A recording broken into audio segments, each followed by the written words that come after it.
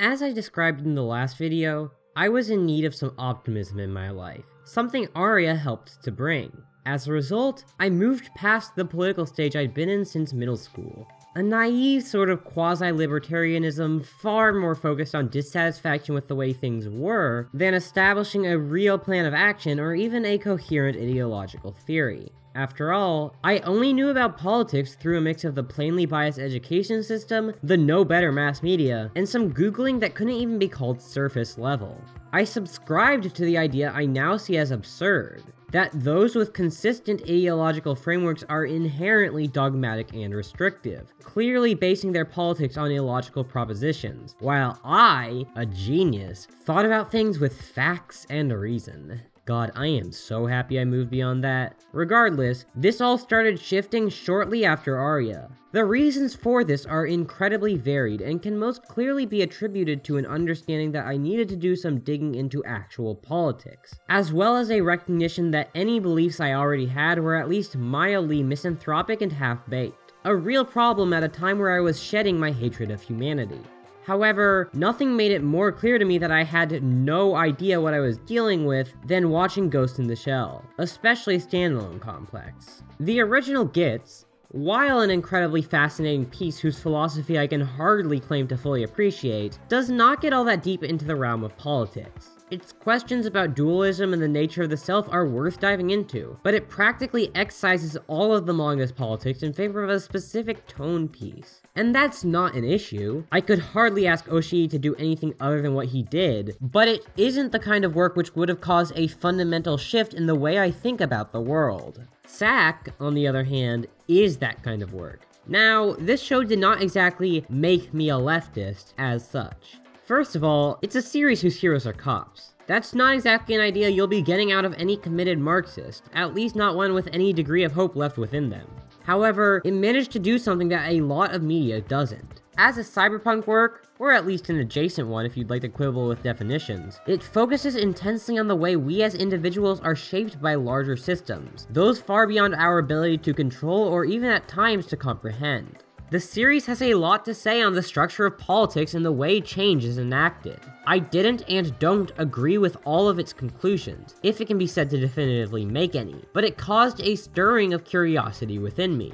I'm used to anime explicitly using outside philosophical concepts, but usually it doesn't use ones developed by Marxists. And hell, can you think of another show that spends 52 episodes in a movie coming up with a socio-philosophical phenomenon, analyzing the ways in which it could be expressed, and ultimately positing it as a real thing, regardless of the fictionality of the world it's showcased in? I can't. When I saw the show clearly reference or outright quote thinkers like Deleuze or Jameson, I couldn't avoid becoming interested. Of course, I still haven't read those authors, though I will do so soon, I promise.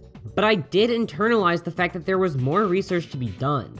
This did not happen immediately, or at the very least, I did not jump straight to reading Baudrillard, but it solidified within me a desire to do more research. And besides, while the show is hardly some bastion of perfect leftist thought, it doesn't need to be, or at least it doesn't to get me interested. Over the course of its run, it posits some pretty radical positions. America is bad, not just for the way it has humiliated Japan historically, but in the way it exploits foreign nations for imperial gain, particularly those in the broader supercontinent it takes its name from. Capital is a serious threat, will work with political actors at all times in order to ensure its own safety, and cannot be tackled alone by any individuals, no matter how intelligent they may be. It's perfectly justifiable for refugees to get a hold of a nuke while they're being mistreated by the country they're in. These are all points I will readily agree to nowadays. The nuke may be a bad idea, but some kind of deterrent is plenty justifiable.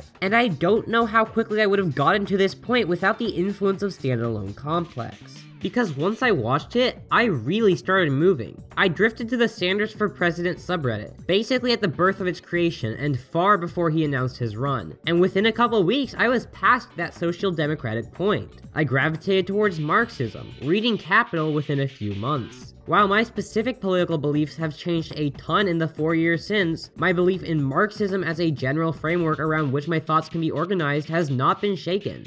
Now that I'm finally getting around to reading again, working out my philosophical and ideological positions more thoroughly, I'm glad to be able to return to the show and conduct a far richer internal dialogue with it, and I hope to be able to do so again in the future. What's perhaps most funny about this whole story is the effect it had on other anime I watched. A couple months after GITS, I plowed through Legend of the Galactic Heroes in a bit over 3 weeks, and while I loved the show, I thought it was far too kind to autocracy and feudal relations, while also far too binary in the political options it presented. Similarly, Log Horizon's portrayal of economics was much more interesting now that I had a personal interest in the subject. Just goes to show that being a leftist makes media better if you think about things in the right way, I suppose. Make sure to watch yesterday's video if you haven't already. Thanks to my patrons for making this all possible, especially my $10 patrons. Alice, Mika Hearn, Vey, Annalisa Koenig, Petra, Jolene Munson, Rose, Kathleen Rao, Shadowfish, Pajama God, a huge pair of cats who are friends with anime characters, Blanc, John Clark, DJ Jax, Rimu, and Days of Summer. You can also send me a one-time donation with the coffee link listed, and you can find where else I'm at in the description. See you next time!